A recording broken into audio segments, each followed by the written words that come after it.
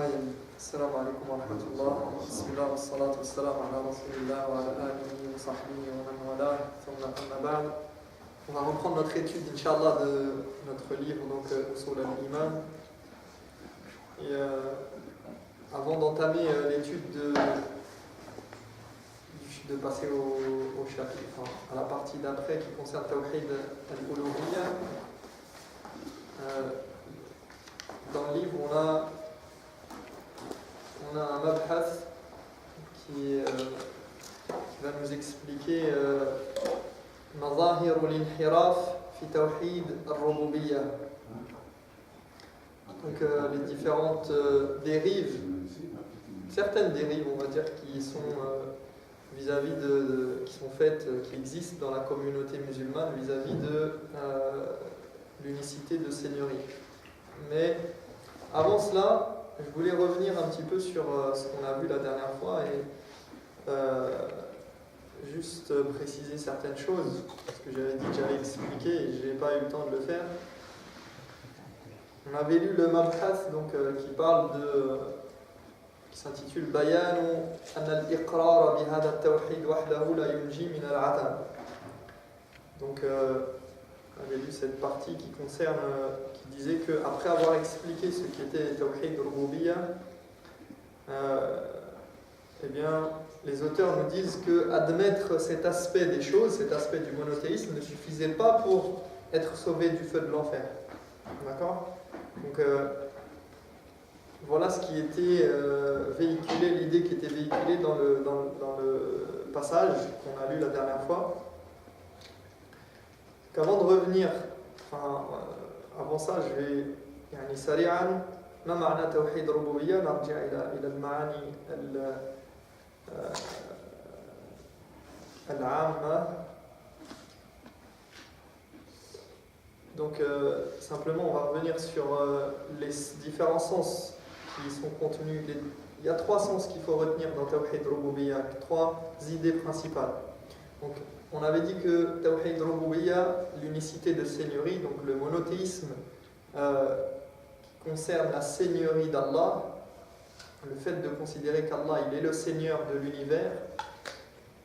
Donc ça consiste en quoi? Huwa ifradullah bi af'alihi.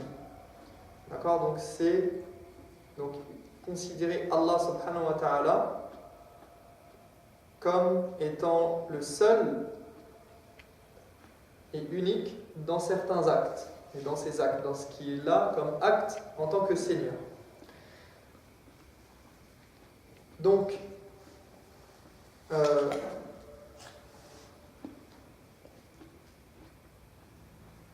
cet aspect du monothéisme, ça concerne quoi? Ça concerne l'i'tiqad, ça concerne la croyance en fait, la représentation de ce monde et la croyance qu'on a au fond de nous-mêmes vis-à-vis de Dieu.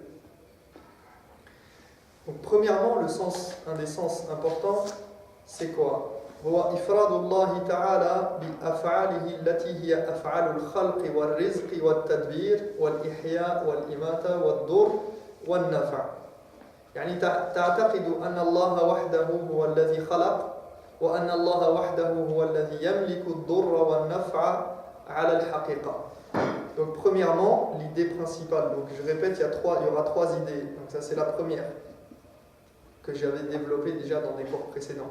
Considérer Allah unique dans ses actes. Donc il est le seul à créer, à répartir et à donner la subsistance, à gérer et organiser l'univers, à donner la vie et la mort, et à faire que les choses se concrétisent ou non, en bien ou en mal, et à être capable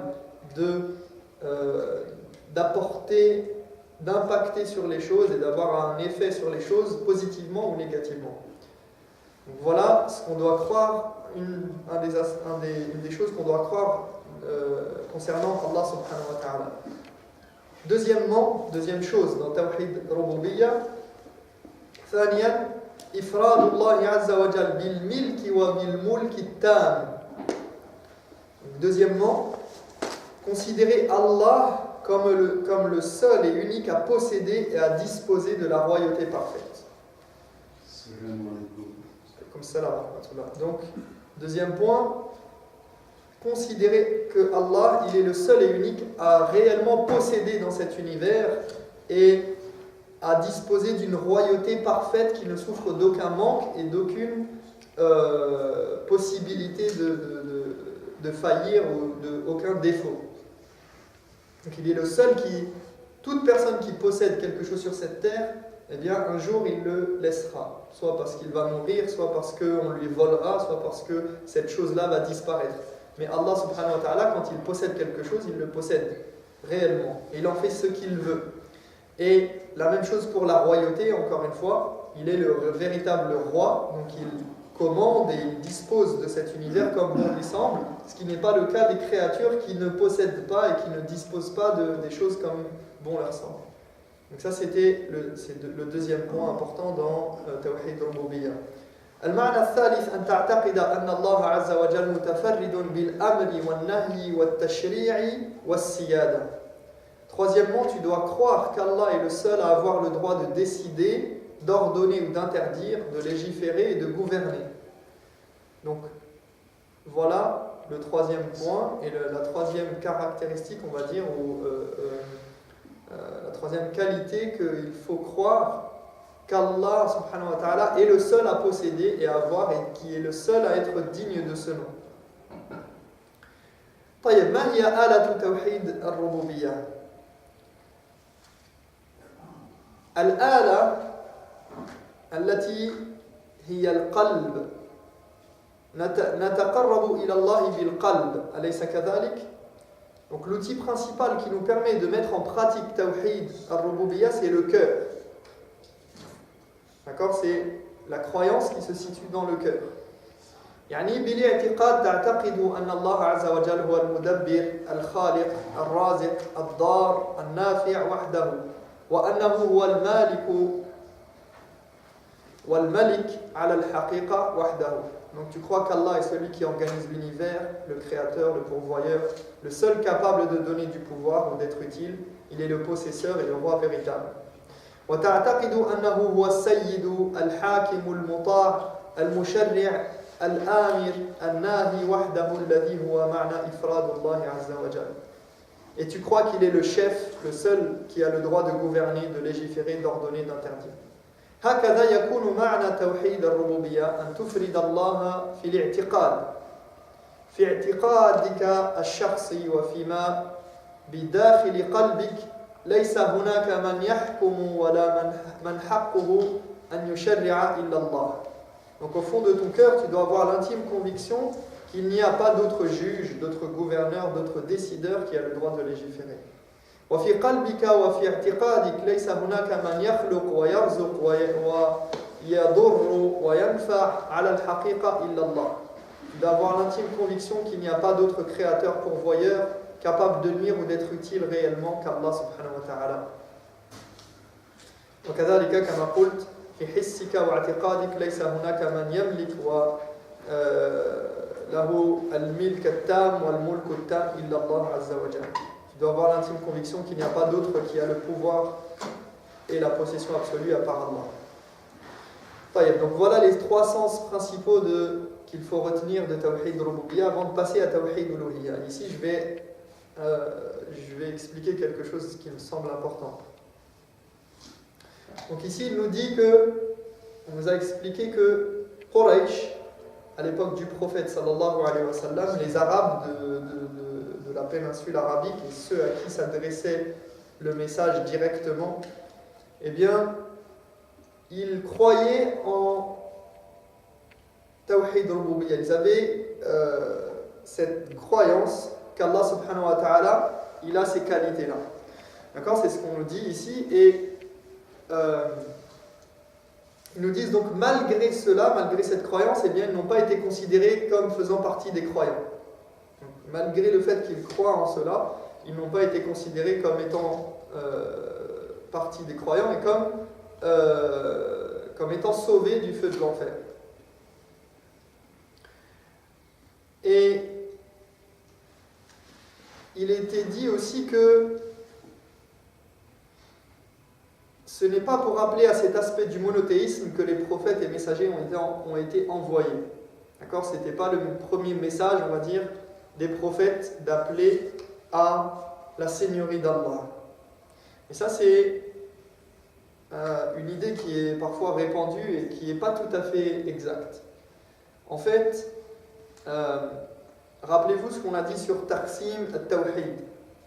On a le monothéisme et on l'a classifié en plusieurs parties. D'accord. Ce qu'il faut toujours avoir en tête, c'est que le monothéisme, en fait, c'est un tout. Et lorsqu'on parle de monothéisme et d'unicité de seigneurie ou d'unicité de divinité, donc les deux aspects qu'on avait mis en évidence, eh bien c'est comme une pièce à deux faces. D'accord? Donc, si on met pour l'instant de côté l'unicité qui a été le troisième point, qui est celui des noms et des attributs. Mais en fait, il y a un lien de corrélation entre ces trois choses et on ne peut pas les dissocier. C'est-à-dire que quand on parle de Tawhid Rububiyya et Tawhid, d'ailleurs c'était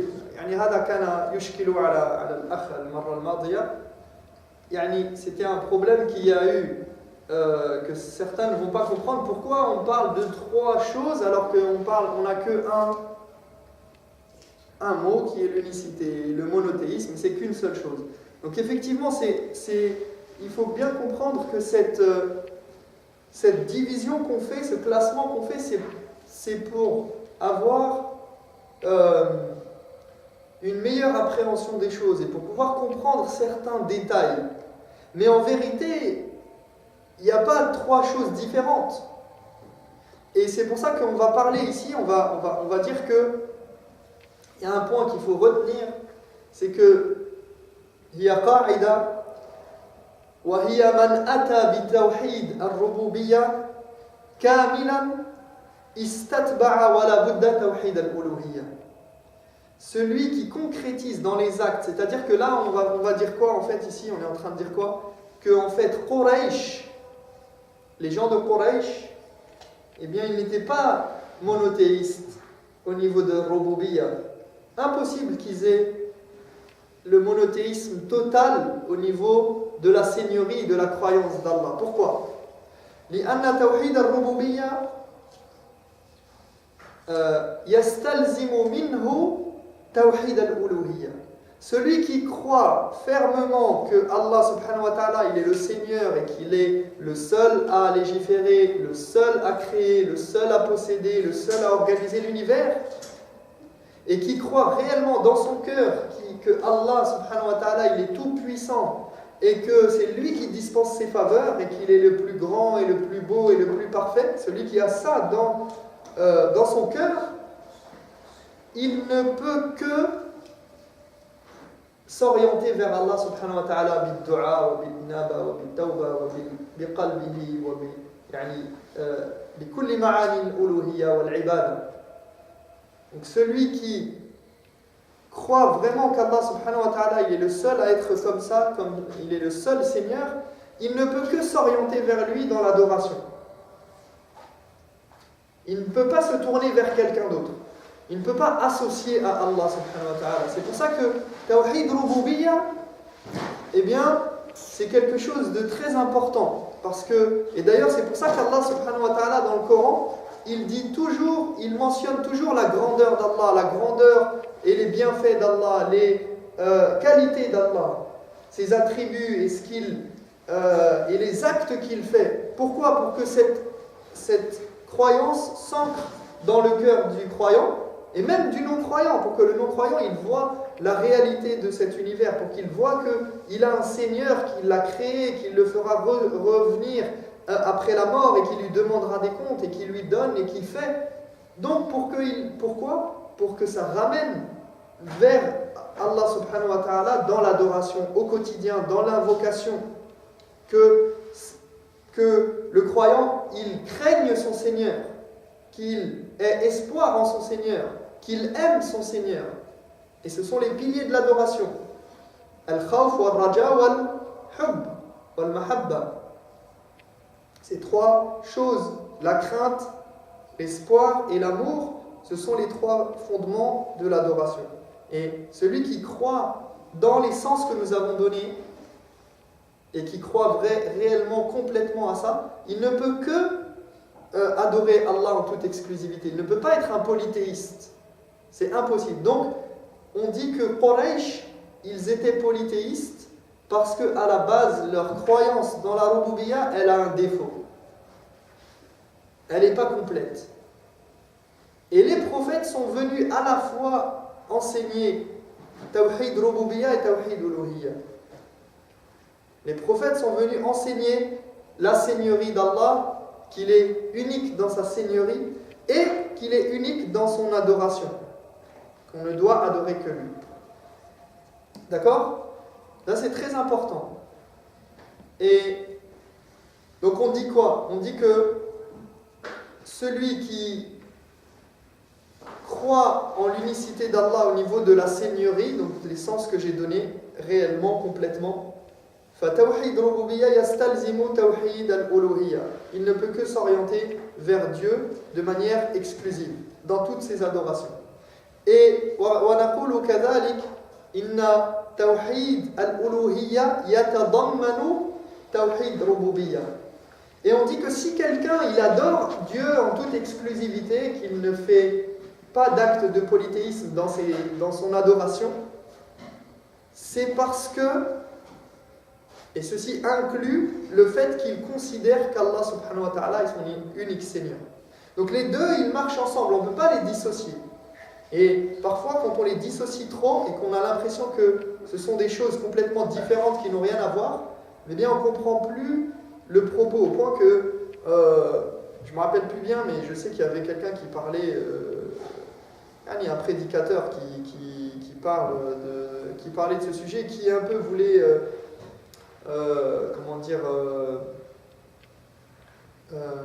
un peu s'attaquer à cette distinction que l'on fait, et c'est un peu quelque chose qui se propage parfois, et de dire que non, ça n'existe pas, le fait de classifier le monothéisme dans ces trois, de le catégoriser de cette façon-là, et que je ne sais plus c'était quoi exactement le propos, et on m'avait posé la question par rapport à ça, et en fait j'avais expliqué à la personne que non, effectivement, le fait que on classifie les choses, c'est pour pouvoir préciser certains détails et avoir une vue d'ensemble et une meilleure appréhension des choses. Mais ça ne veut pas dire qu'on sépare les choses et que les choses n'ont rien à voir. Au contraire, elles sont tout à fait liées. Et d'ailleurs, lorsque l'on parle de Tawhid, et on y viendra, Inch'Allah, après, on parle de Tawhid al-Asma wa al-Sifat. On parle des noms et des attributs. Qu'est-ce que sont les noms et les attributs d'Allah si ce n'est les descriptions d'Allah?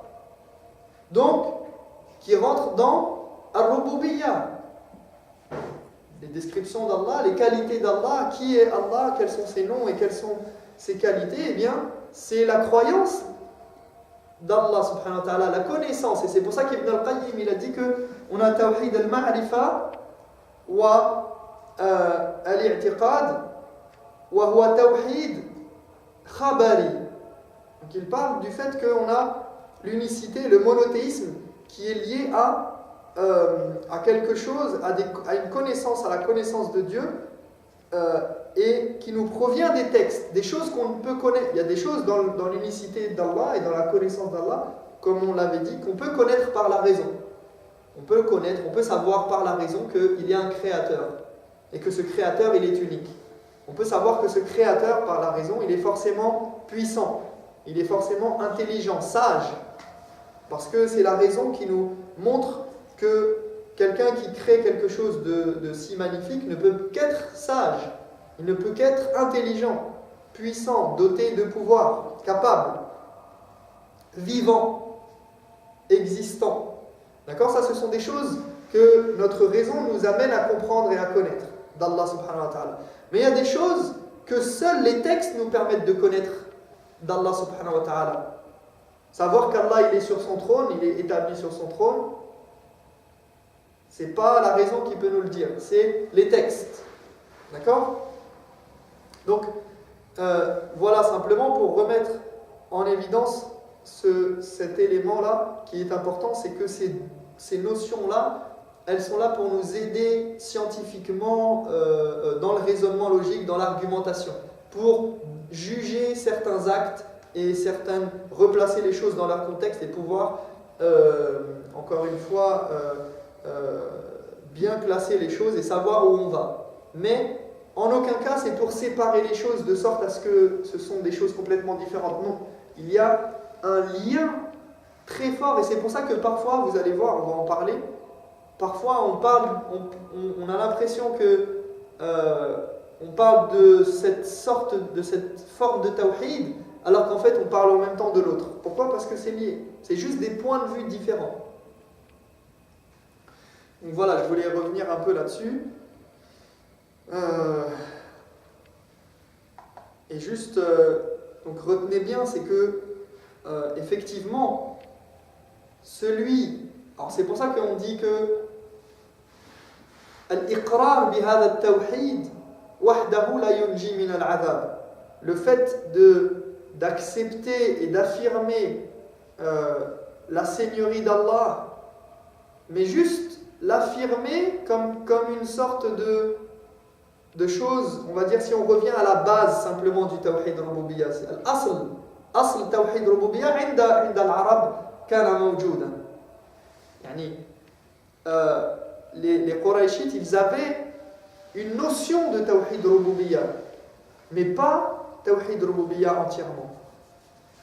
Ils savaient que, on a cité les versets, وَلَئِنْ سَأَلْتَهُمْ مَنْ خَلَقَ السَّمَاوَاتِ وَالْأَرْضِ وَلَئِنْ سَأَلْتَهُمْ مَنْ فَعَلَ كَذَا وَكَذَا مَنْ نَزَّلَ مِنَ السَّمَاءِ مَاءً. D'accord? Si on leur demandait qui a fait ça, qui a créé les cieux et la terre, qui fait descendre l'eau du ciel, lorsqu'on leur pose ces questions-là, ils répondent Allah naturellement. Donc ça prouve qu'ils connaissent Allah. D'ailleurs, le père du prophète, il s'appelait comment? Abdallah, le serviteur d'Allah. Donc, ils connaissent Dieu. Quand le prophète, il n'est pas venu avec un message qui ramène une nouvelle divinité, qui ramène quelque chose qu'ils ne connaissaient pas du tout. Mais par contre, il est venu parfaire le monothéisme au niveau de la seigneurie. Il est venu expliquer les détails et remettre les choses en place.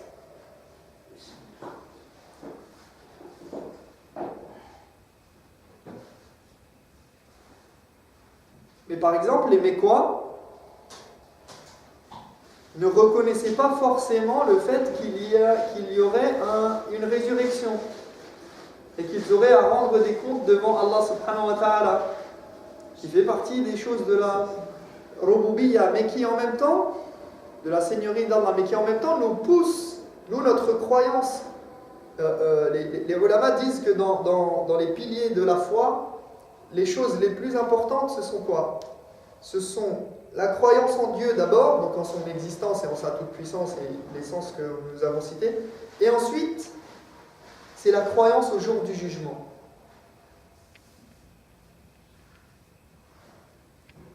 Al-Ba'th, Yawm al-Ba'th, Yawm al-Qiyamah. Pourquoi? Parce que cette croyance-là, le fait que tu sois convaincu que tu vas rendre des comptes à Allah, c'est ça qui fait toute la différence avec quelqu'un qui n'est pas croyant.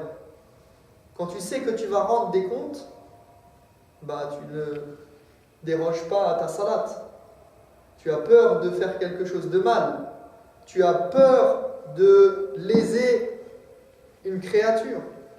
Puisqu'on te dit que tu vas rendre des comptes. Tu vas être présenté devant ton Seigneur, on va déployer des feuillets avec un jour tu as fait ça, tu as dit ça, tu as parlé sur telle personne, tu as pris ça, tu n'as pas rendu ça, tu n'as pas fait ta salat à l'heure, tu n'as pas fait, une fois tu as jeûné et tu n'as pas jeûné correctement, etc. etc. Donc au quotidien, c'est ça qui pousse le croyant à faire tous les actes qu'il fait. Et pourtant, les Qurayshites, ils n'avaient pas cette croyance que au jour du jugement, eh bien, ils seront ressuscités. وَمَا يُهْلِكُنَا إِلَّا الدَّهْرِ إِنْ هِيَ إِلَّا حَيَاتُنَا الدُّنْيَا. Ils disent, c'est que la vie d'ici-bas et ce qui va nous faire mourir, c'est le temps, c'est la vie comme ça, c'est comme ça, on meurt et puis c'est fini. Par exemple aussi, les Mécois ne considéraient pas que Allah subhanahu wa ta'ala huwa al-mutafarrid bis-siyadati wat-tashri'. Ils ne considéraient pas que Allah est le seul qui a le droit d'ordonner et d'interdire religieusement.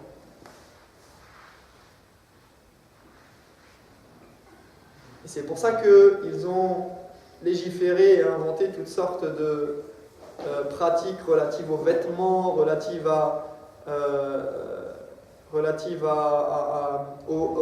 les versets qu'on a dans l'An'am, les versets révélés dans Surat Al-Ma'ida et Al-An'am qui montrent l'instauration de règles qu'ils se sont eux-mêmes imposées concernant le sacrifice du bétail, des chameaux, etc. Et c'est pour ça qu'Allah dans Surat Al-Ma'ida il dit Ma ja'ala Allahu min bahiratin wala sa'ibatin wala wasilatin wala hamin. Dieu n'a jamais prescrit de consacrer aux idoles ni chamelle ayant donné 5 petits dont le dernier est un mâle, ni une autre qu'on a fait vœu de laisser en liberté, ni brebis ayant donné naissance 5 fois consécutives à des jumeaux, ni chameau et talons ayant fécondé 10 chamelles. Donc ce sont des catégories d'animaux, al-bahira, wa-sa'iba, wal-wasila, wal-ham. Ce sont des catégories d'animaux qui sont c'est très compliqué. Ce sont des actes d'adoration qui sont très, très complexes. Il faut choisir, donc consacrer aux idoles, une chamelle ayant donné 5 petits dont le dernier est un mâle. D'accord ? Un autre qu'on a fait vœu de laisser en liberté, une brebis ayant donné naissance 5 fois consécutives à des jumeaux. Un chameau étalon ayant fécondé 10 chamelles. فقال تعالى ولكن الذين كفروا يفترون على الله الكذب وأكثرهم لا يعقلون. Ce sont les idolâtres qui forgent de pareils mensonges qu'ils prêtent à Dieu, car la plupart d'entre eux sont dénués de tout bon sens.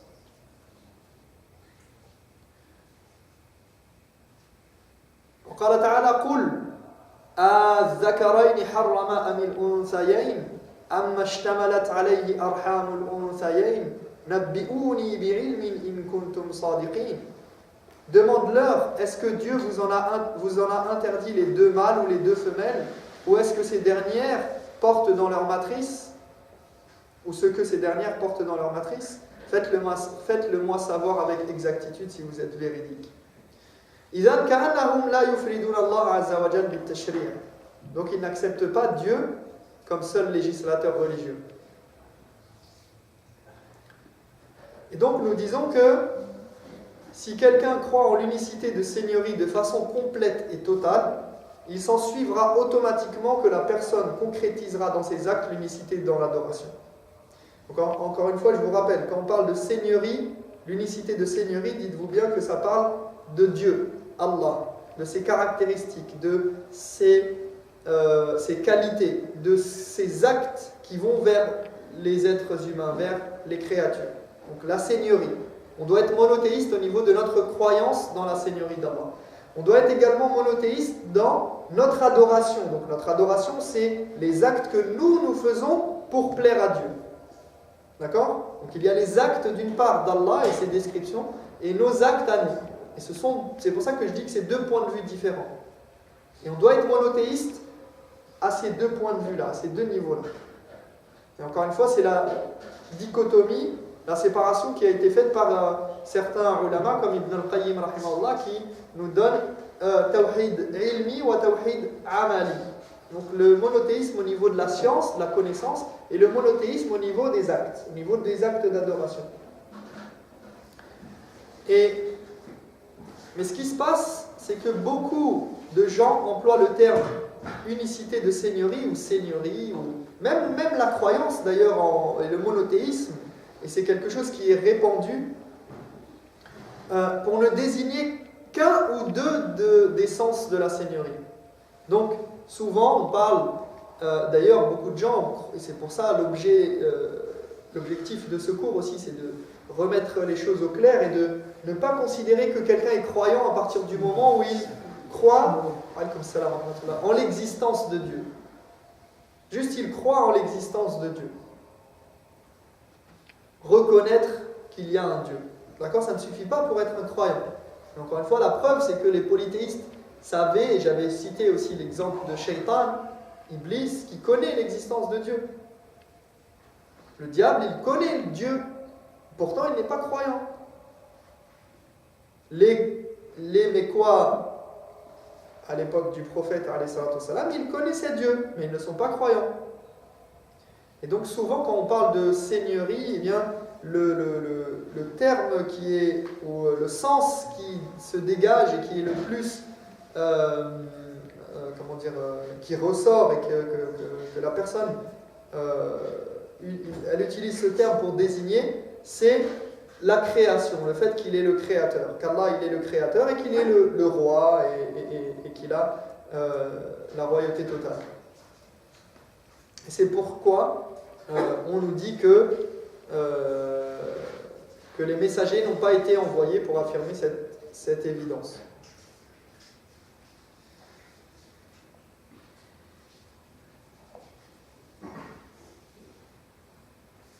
Donc voilà, c'est bien d'avoir cette compréhension de ce qu'est le polythéisme à l'époque de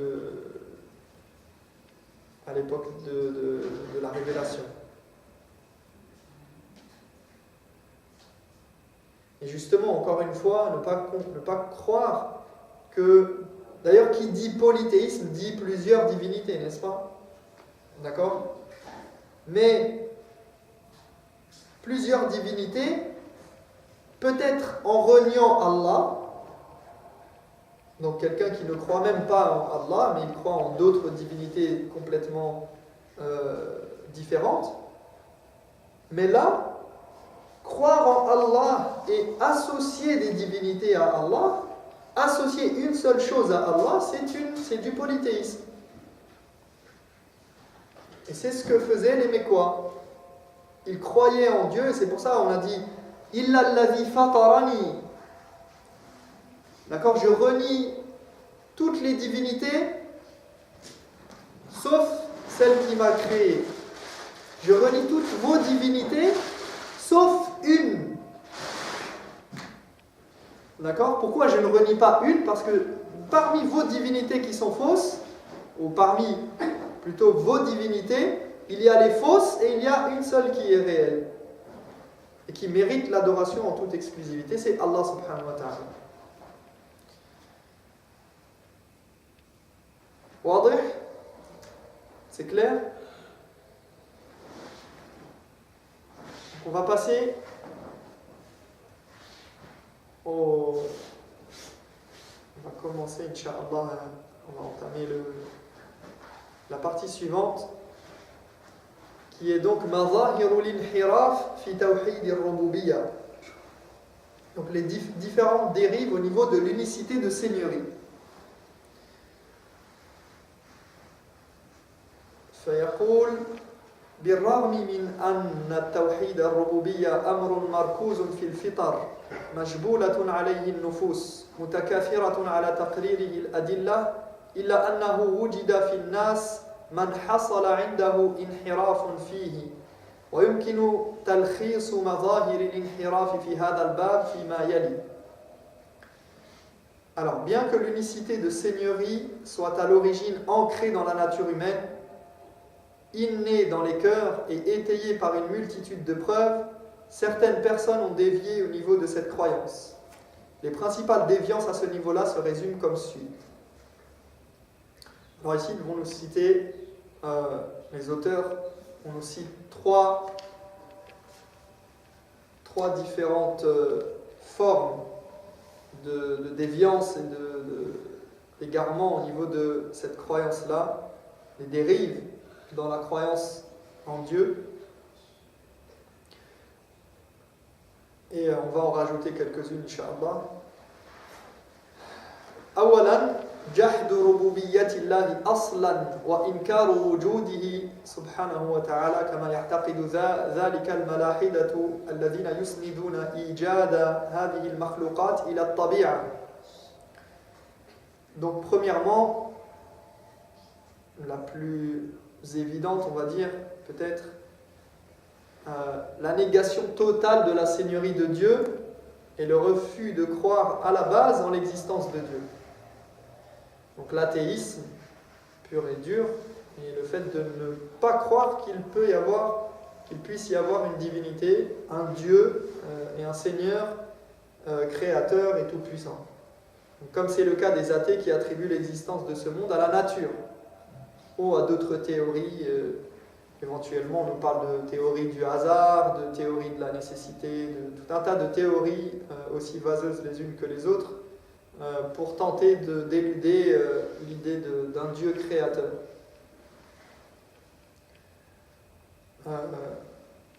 Sachant d'ailleurs que, c'est pas une parenthèse, mais on va dire que nos musulmans par rapport à l'islam, l'islam n'a rien du tout, ne s'oppose pas et aucunement à la science. Au contraire. D'accord. Et d'ailleurs même la religion, et bien qu'aujourd'hui, depuis l'athéisme scientifique et depuis on va dire le siècle dernier peut-être, où il y a eu la propagation de cette pensée que la science s'oppose à la religion, on n'a pas du tout ça. Au contraire. Même si le Coran n'est pas un livre scientifique, on a beaucoup de versets qui nous appellent à réfléchir justement sur la création d'Allah et qui même donnent des détails des choses qui n'étaient même pas connues des scientifiques et qui ont été découvertes au fur et à mesure et qui ne cessent d'être découvertes. Au contraire. Et nous, la science, c'est quelque chose qui prouve l'authenticité du Coran.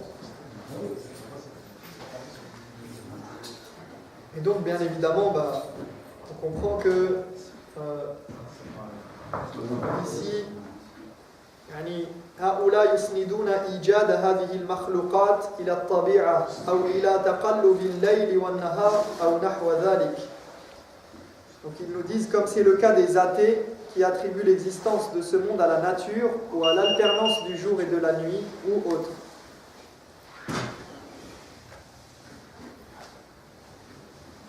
قال تعالى وقالوا ما هي إلا حياتنا الدنيا نموت ونحيا وما يهلكنا إلا الدهر وما لهم بذلك من علم إن هم إلا يظنون.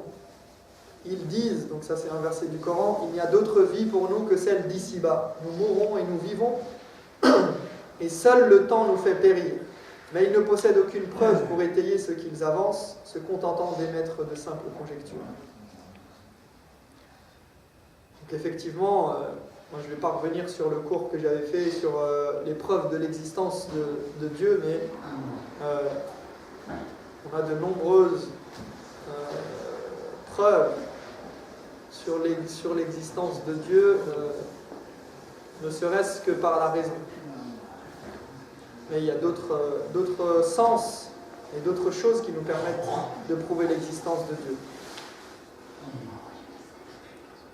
Et je vous renvoie à l'idée aussi qui est véhiculée dans le Coran, où Allah met en évidence l'absurdité de ceux qui peuvent dire que c'est la nature qui a créé ce monde.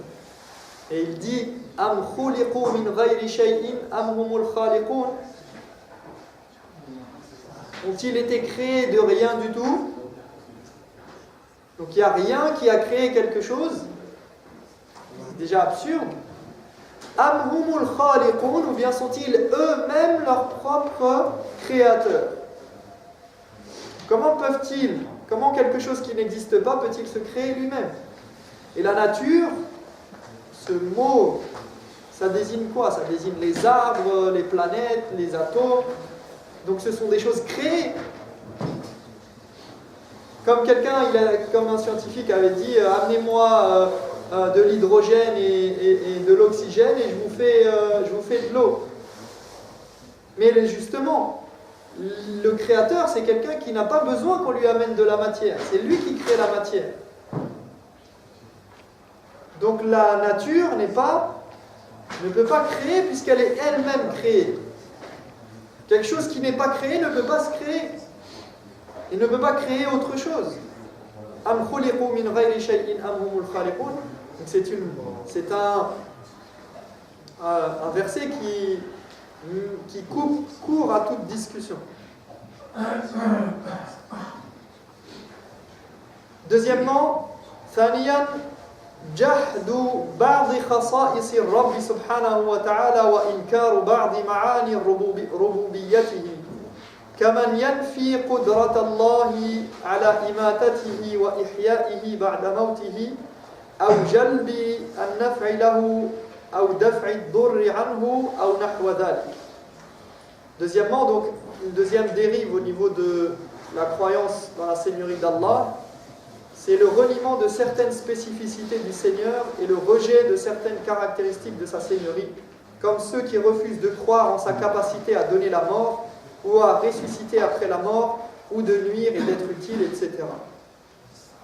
Donc on a soit des gens qui renient complètement l'existence de Dieu, soit des gens qui vont renier certains aspects de sa Seigneurie, certaines capacités de Dieu. Donc ils croient en l'existence de Dieu, mais ils ne croient pas en certaines caractéristiques.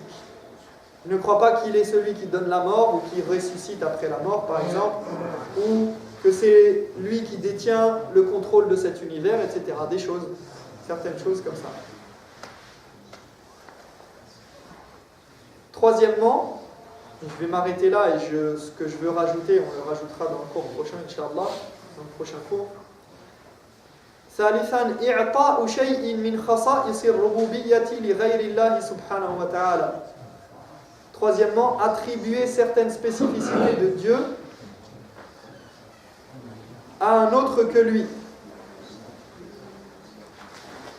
فمن اعتقد وجود متصرف مع الله عز وجل في أي شيء من تدبير الكون من إيجاد أو إعدام أو إحياء أو إماتة أو جلب خير أو دفع شر أو غير ذلك من معاني الربوبية فهو مشرك بالله العظيم. Ainsi, quiconque croit en l'existence de quelqu'un qui contrôle l'univers en dehors de Dieu, qui a le pouvoir d'organiser l'univers, de donner l'existence, de faire disparaître, de donner la vie ou la mort, d'apporter le bien ou de repousser le mal, ou toute autre qualité parmi les sens de la Seigneurie, aura associé à Allah le Très-Haut. Quiconque croit qu'il y a dans l'univers quelqu'un a un pouvoir en dehors d'Allah et qui participe à la création, qui participe à l'organisation de l'univers, ou qui est capable de donner l'existence, de faire disparaître, de donner la vie, la mort, etc., eh bien il aura associé à Allah subhanahu wa ta'ala dans sa seigneurie. Et comme je l'ai dit, on va se baser sur un autre livre pour rajouter quelques éléments ici, Inch'Allah, avant de passer à Tawhid al-Uluhiyya. Wa nas'alullah tabaraka wa ta'ala an يوفقنا لما يحب ويرضى وأن يجعلنا من الذين يستمعون القول فيتبعون أحسنه أولئك الذين هداهم الله وأولئك هم أولو الألباب سبحانك اللهم وبحمدك أشهد أن لا إله إلا أنت أستغفرك وأتوب إليك.